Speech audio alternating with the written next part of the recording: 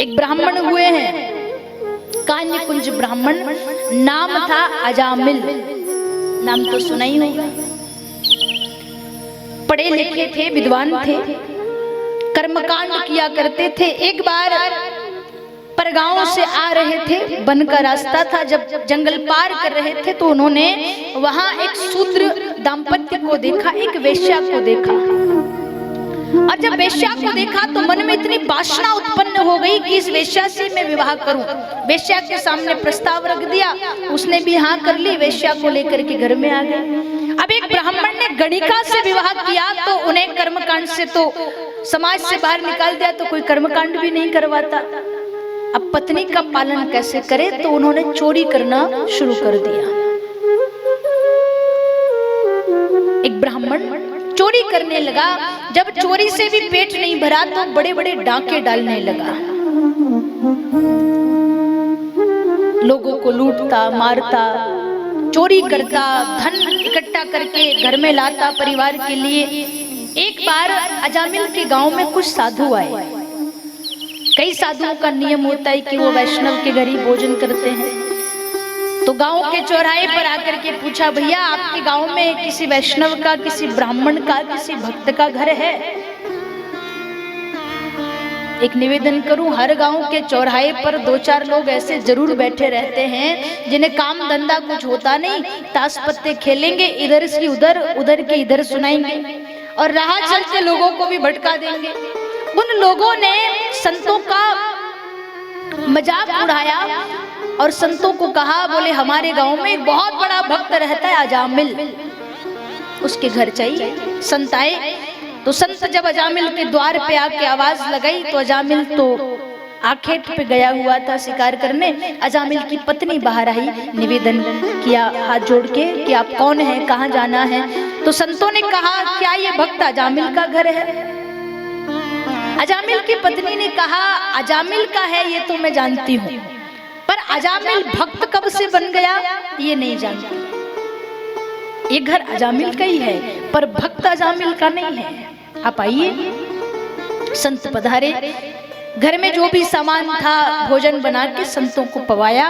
और जब संत प्रसाद पाके उठने ही वाले थे, अजामिल आ गया। जैसे ही संतों को भोजन करते देखा, इतना क्रोध आया कि अपनी पत्नी को हजारों गालियां सुना दी। मैं चोरी करके धन लाता हूं और तू यहाँ संतों को भंडारा कर रही है। अजामिल की पत्नी ने कहा, कोई बात नहीं, 4 साधु हैं, अब अलग से तो बना नहीं रही, जो बना बनाया है खिला दिया, जितना सामान था बना के खिला दिया, अब क्रोध मत करिए। संतों ने अजामिल को देख के कहा, भक्त आज हमने तेरे घर में प्रसाद पाया है और नियम होता है अगर साधु किसी के यहाँ भोजन करे तो उसके बदले उसे दक्षिणा दी जाती है। हमने तेरे घर में भोजन किया तो तू हमें दक्षिणा क्या देगा? अजामिल ने कहा, अभी तक तुम्हारे ये डंटल कमंटल लोटा सोटा तुम्हारे पास सलामत है, यही तुम्हारी दक्षिणा समझो। अगर तुमने मेरे घर भोजन नहीं किया होता तो ये डंटल कमंटल लोटा सोटा एक भी तुम्हारे पास नहीं बचता। कह करके अंदर चला गया। अजामिल की पत्नी ने कहा, गुरुदेव कुछ है तो नहीं देने के लिए, आदेश करें। तो संतों ने कहा, कोई बात नहीं, जरूरी नहीं है कि दक्षिणा में धन ही दे, तू मुझे वचन दे दे। आप गर्भवती हैं और हम जानते हैं कि तुम्हारे गर्भ में एक बेटा पल रहा है, तुम्हारे घर बेटे का जन्म होने वाला है। वचन बस इतना दे दो कि तुम्हारे घर जब बेटे का जन्म हो तो उसका नाम नारायण रख लेना। बेटे का जन्म हुआ, नाम रख लिया नारायण। अब घर में सबसे छोटा बेटा है तो अजामिल सबसे ज्यादा प्रेम करता है नारायण से। कहीं भी जाए तो नारायण, घर में आए तो नारायण, भोजन करे तो नारायण, जल पिए तो नारायण, हर घड़ी नारायण नारायण नारायण करता। अजामिल वृद्ध हो गया।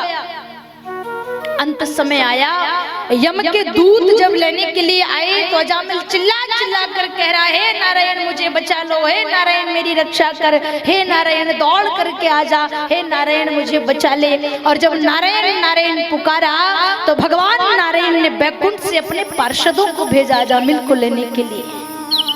भगवान के पार्षदों ने कहा, ये तो भगवान का भक्त है, इसे लेने हम आए हैं। यम के दूतों ने कहा ये भगवान नारायण को नहीं पुकार रहा था, ये तो अपने बेटे नारायण को पुकार रहा था।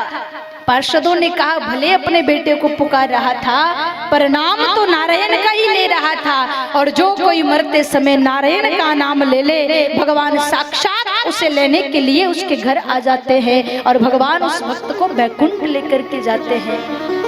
पापी अजामिल नाम लेने मात्र से गोलोक चला गया। प्रयास रहे, कथा क्या कह रही है, कोशिश रहे कि मरते समय जिह्वा पे राम का नाम आ जाए।